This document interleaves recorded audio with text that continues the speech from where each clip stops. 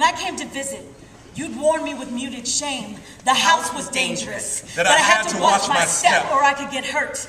As though I were a guest. As though I couldn't see this for myself.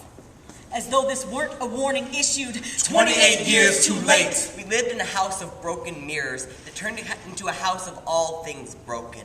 Glaciers of piss-yellow newspaper, a shifting ice age in the living room. Sprung mattresses and belt-stripped tires, a fortress in the yard. Flea-ridden. Housefly occupied, I need these more than buzz. Sober memories love me in stacks. Pals, caddy corner thrift, wall-to-wall voices of what is clear, tangible. Each fold, a reason for this, each scatter, a birthmark. You were my first mirror of the world. I had no reason to think I couldn't trust it. I've since learned what it is to look into a warped mirror, how the dent dimples and bloody freckles where the foil backing has rusted and chipped, how they distort your image until you think it's you that's broken. There was so much damage under your veneer. When I couldn't see the ugly you insisted was in me, I turned it inwards, thought it must be in me. I was your daughter. Surplus storage for your stuff. You poured your pain into me like a serum. You were suffering from Munchausen syndrome, and I was your proxy, getting fat off of pain that was yours. Dropping the why of it, the pain became ours. Inside I was locked in a wrestling match. Between the diet pills on your dresser and the razor blades under my bed, this stuff was never meant to be mine. You could never collect enough tangible proof to help you sleep at night.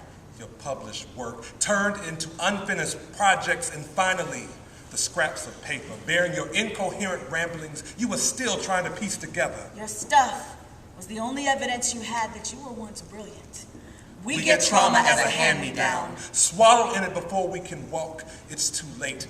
By the time we know, it's all we know. When someone's hard skin finally tore me open, it was no shock. It was an inevitability. My body was torn along perforations you put into place.